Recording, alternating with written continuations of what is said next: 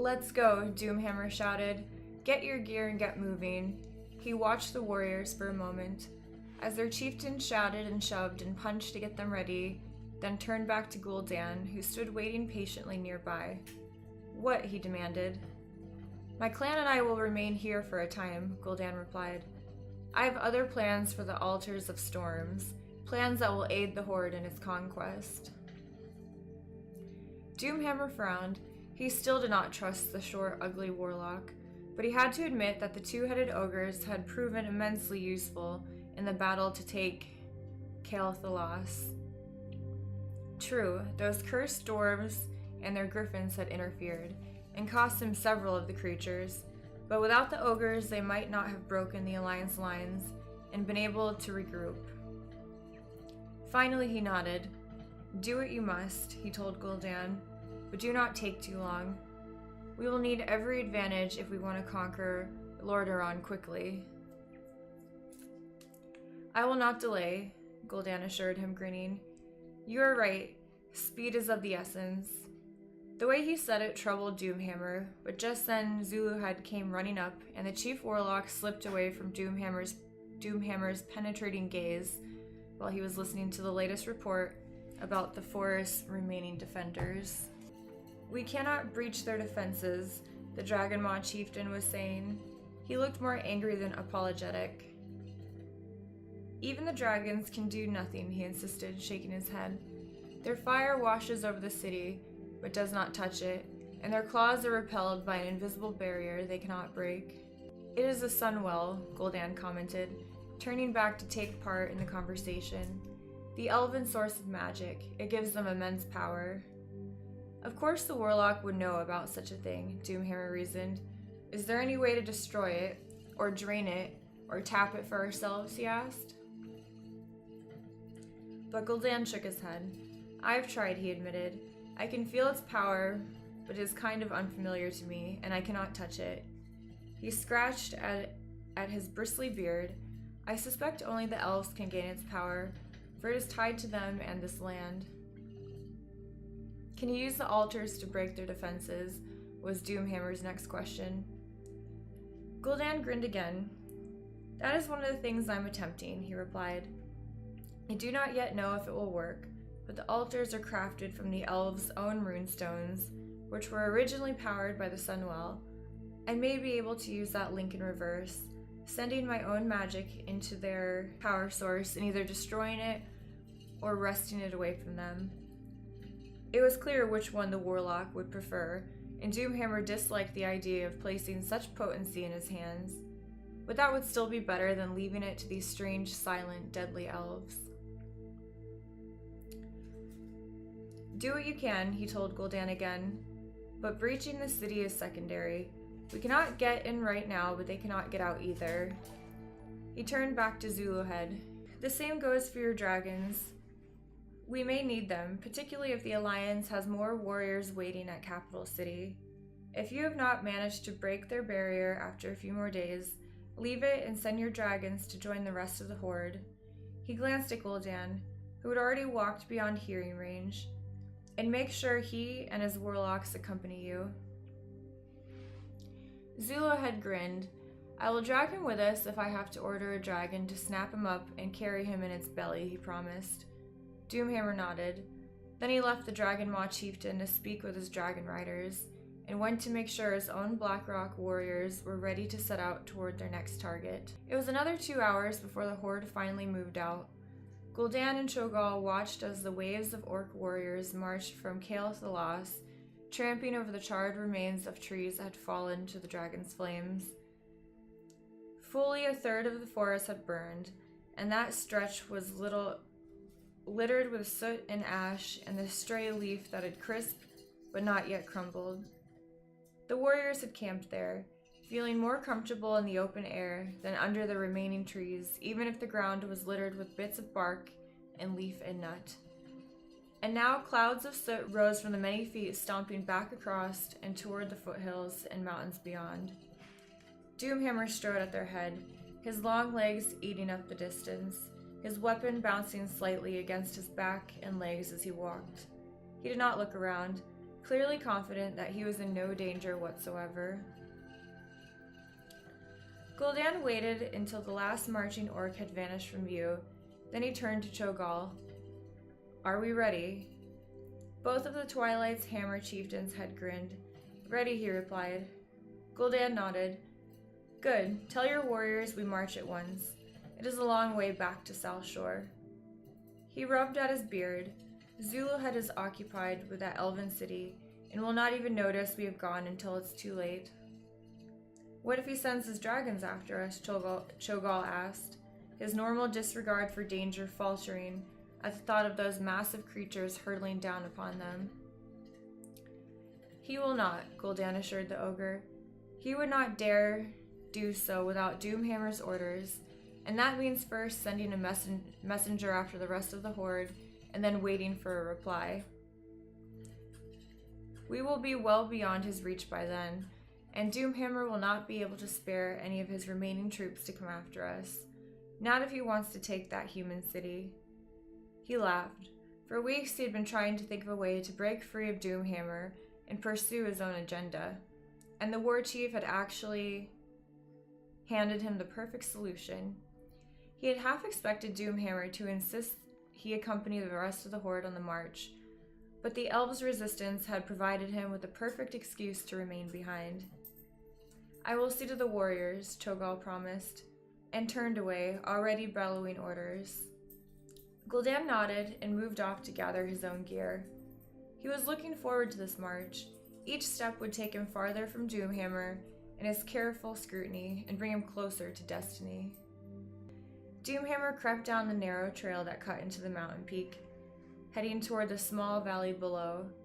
It was night and the rest of the Horde was sleeping, but he had urgent business to attend.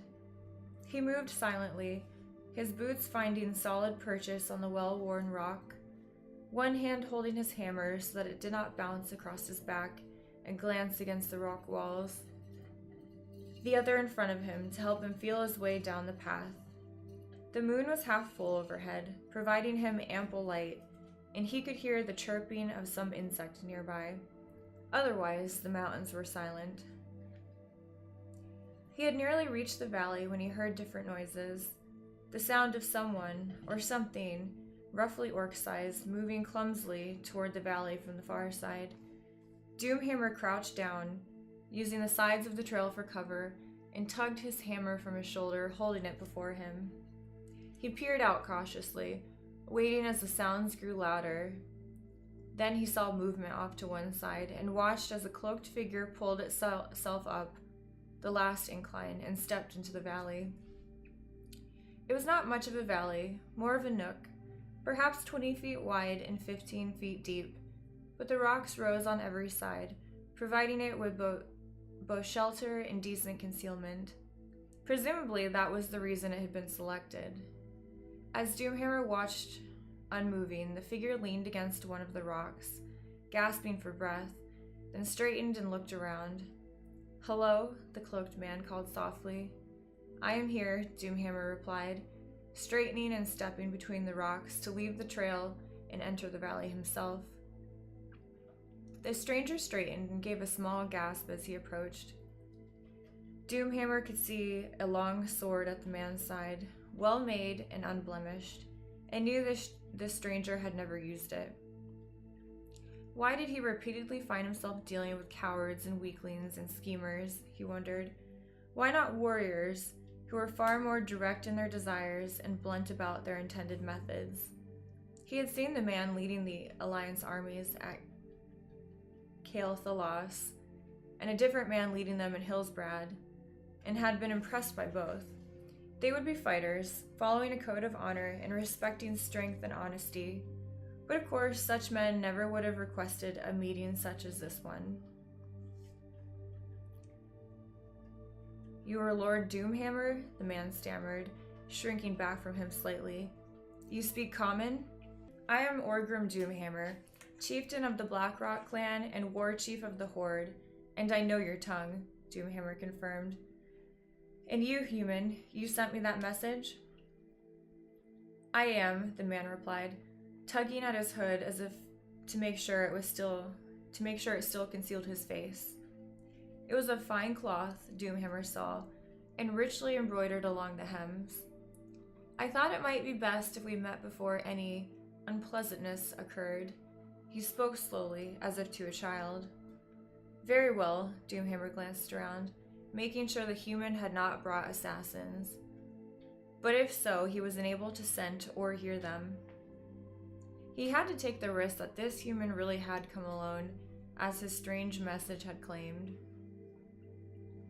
I had not expected a human to contact me, Doomhammer admitted quietly, crouching so he could study the man more easily, especially in such a manner. Is that how you humans communicate? By use of trained birds? It is one method, yes, the man replied. I knew none of my people would be able to get close enough to convey a message to you, and was not sure how else to reach you, so I sent the bird. Did you kill it? Doomhammer nodded, unable to hold back the grin that crossed his face. The man started and broke into a sweat at the sight. We did not realize it was a messenger until we found the parchment tied to its leg. By then it was too late. I hope you did not want it back. His companion waved the apology aside with one slender gloved hand. His hand shook, but his voice was almost steady. It was only a bird, he pointed out. I am more interested in preventing a much larger number of regrettable deaths. Doomhammer nodded. So your message said. What do you want from me? Assurances, the man replied. Of what sort? I want your word, as warrior and a leader, that you will keep your warriors in check, the man answered. No killing, raiding, razing, or other atrocities here in the mountains. Leave our cities and villages intact, and do not hound or hunt our people. Doomhammer considered this, idly rubbing his hammer's head with one hand. And what do we gain in return? Now the man smiled. A cold expression meant no doubt to be friendly, but seeming only conniving. Free passage, he answered slowly, letting the two words hang in the still night air. Oh, Doomhammer tilted his head, indicating that the man should continue. You and your warriors seek to cross the mountains and invade Lordaeron, the man pointed out. These peaks are treacherous, and it is easy for those who know them to combat much larger forces. Your horde might still win through, but only with heavy losses. And then you would be weakened in your battle against Lordaeron and its defenders. He smiled again and leaned back against the rock, clearly pleased with his reading of the situation and his ability to alter it. I can make sure this region's defenders stay clear of your army, he said confidently. I'll even show you which paths to take to cross the distance more rapidly. Your horde can pass through mountains quickly and unopposed. Doomhammer considered this. You will clear the way for us, he said out loud, in exchange for our leaving your lands unharmed in return. The man nodded. That is correct. Doomhammer stood and stepped forward until he was less than 2 feet from the man. This close, he could make out some of the stranger's features beneath the hood, and they were narrow and elegant and calculating despite his obvious fear. The man reminded him of Gul'dan in some ways. Clever and out for his own gain, but most likely too cowardly to betray a stronger force. Very well, he said finally. I agree. Show me the quickest path through the mountains, and I will lead my warriors through at speed, without stopping for plunder. When we conquer this land, I will place my protection around these mountains, that none may violate them. You and yours shall be safe. Excellent, the cloaked man smiled and clapped his hands together like a child. I knew you would be reasonable. He pulled a rolled-up parchment from his belt and handed it to Doomhammer. Here is a map of this area, he explained. I have marked this valley to help orient you. Doomhammer unrolled the map and studied it. Yes, this is very clear, he said after a moment. Good. The man watched him a second. I will return to my own people then, he said after a pause. Doomhammer nodded but did not say anything, and after a moment the man turned and walked away, ducking back between the rocks and carefully working his way down the cliff beyond the valley. For a moment, Doomhammer considered going after him. A single quick blow would finish such a man, and he already had the map. But that would be dishonorable. One of the things he hated about his own people, about what they had become, was their lack of honor. Before on Draenor, they had been a noble race, but Gul'dan's treachery had changed all that, making them little more than bloodthirsty savages.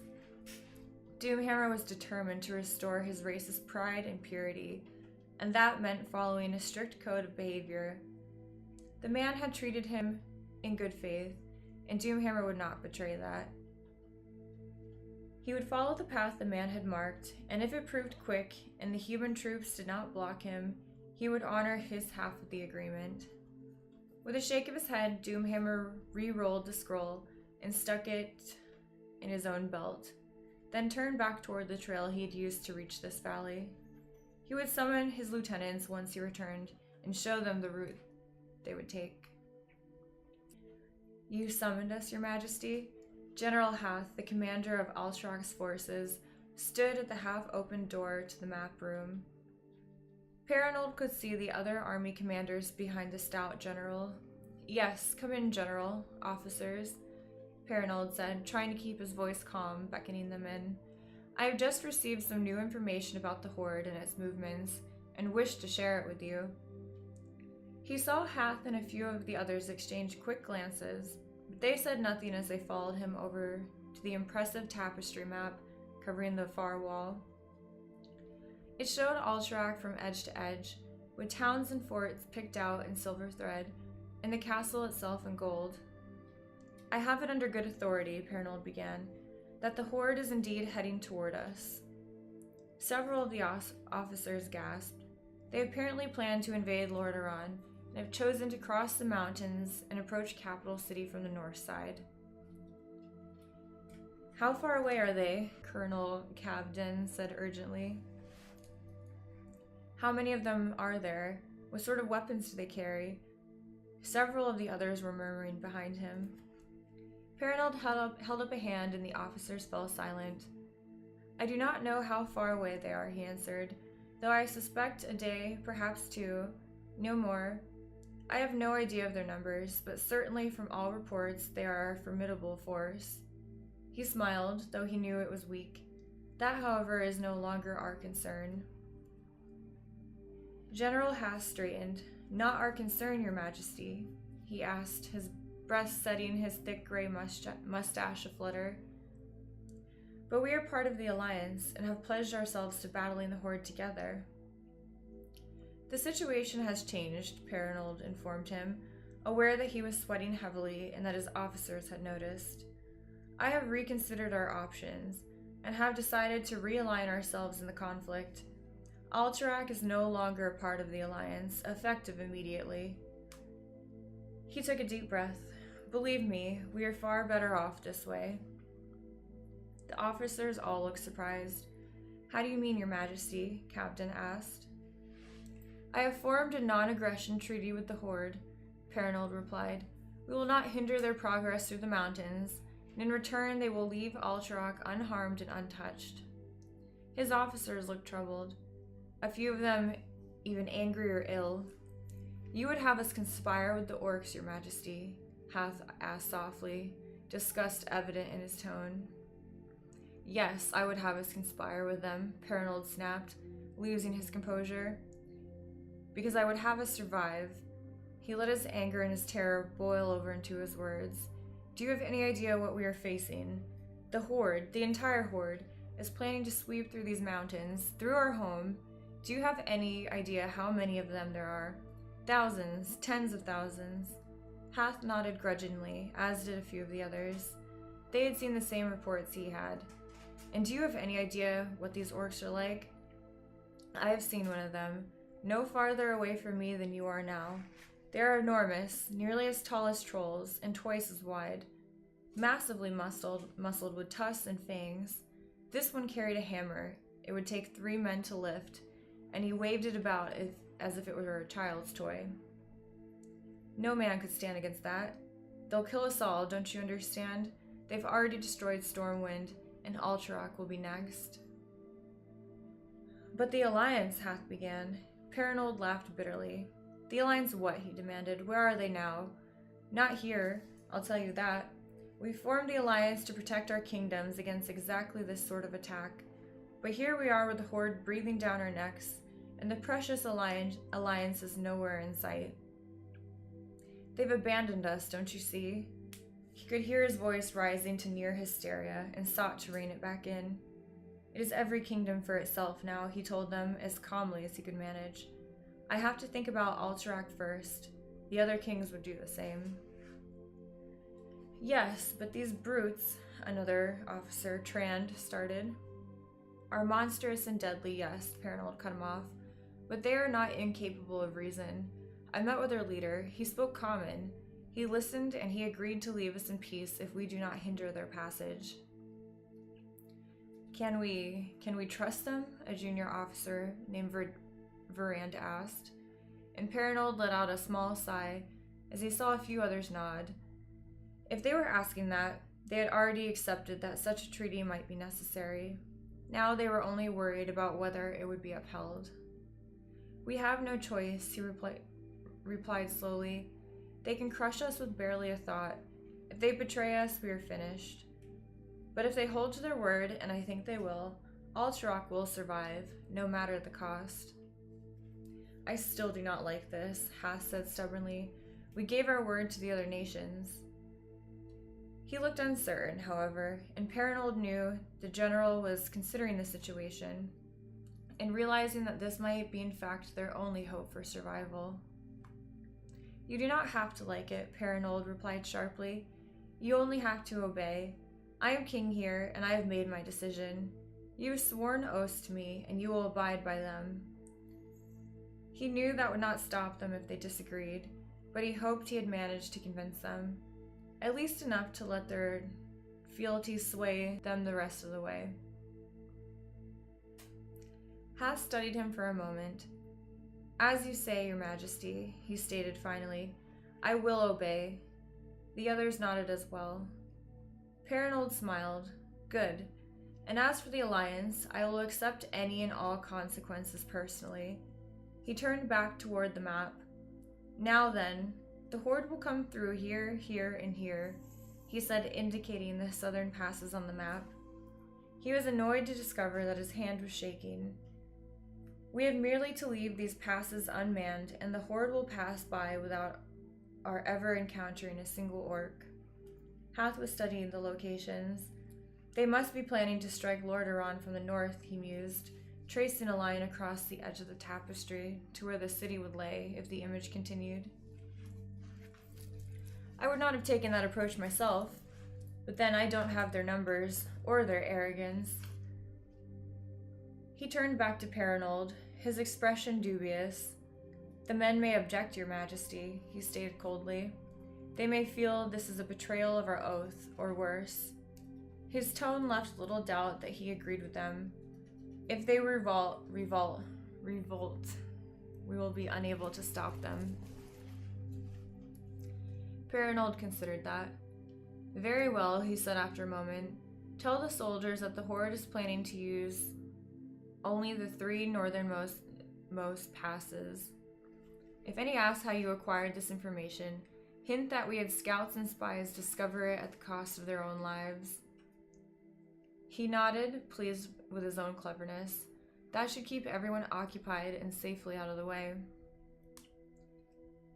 Hath nodded briskly. I will station our men there at once, Your Majesty, he promised crisply. That's fine. Paranold favored the general with the warmest smile he could manage, to show that all was forgiven. Now you'd best get them moving. We don't want to risk the orcs arriving while our troops are still moving into position. The officers saluted and filed out of the map room, all except Hath. What is it, General? Paranold asked, not having to fake the weariness in his voice. There's been a messenger, sire, the general answered. From the Alliance. He arrived while you were resting. Hath gave a pointed glance at the cloak that lay tossed on a chair in the corner. his look saying clearly that he knew Perinold had been outside the castle and why. "He's waiting outside, sire." "Show him in at once," Perinold replied, striding over to the chair and scooping up his cloak. "Did you speak with him?" "Only to ascertain who sent him," Hath assured him. "I knew you would want to hear his news first." The general was already at the map room door when he said this, and he beckoned to someone waiting outside. A young man in travel-stained leathers entered, looking down at the floor nervously. "Your Majesty," the young man said, glancing up briefly and then away again. "I bring you greetings and a message from Lord Anduin Lothar, commander of the Alliance." Perinold nodded and crossed to stand near the youth, tugging his cloak around him as he moved. "Thank you, General. That will be all for now," he told Hath, who looked relieved as he obediently left the room, shutting the door behind him. "Now, young man," Perinold continued, turning back to the messenger, "what is this message you carry?" "Lord Lothar says you are to bring your troops to Lordaeron," the young man replied nervously. "The Horde is likely to attack the city there, and your forces must aid in its defense." "I see," Perinold nodded, rubbing at his chin with the fingers of one hand. He reached out and laid the other arm across the youth's shoulder. "And does he expect you to report back on our progress?" he asked. The messenger nodded. "I see," Perinold said again. "That's a shame." He turned toward the youth, his arm tightening to tug him closer, and stabbed with the dagger in his other hand. The blade passed up below the ribs and into the young man's heart, and he jerked, blood spilling from his mouth, before collapsing. Perinold caught him before he could hit the floor and eased him down. "It would have been far better if the message had been a written one," Perinold said softly to the corpse, wiping his dagger on the body before resheathing it. Then he dragged the body across the room into the garderobe in the corner, tipping it in and listening to the dull thuds as it bumped the walls on the way down. As an afterthought, he removed his cloak, now blood-spattered beyond any hope of cleaning, and tossed it in as well. A shame.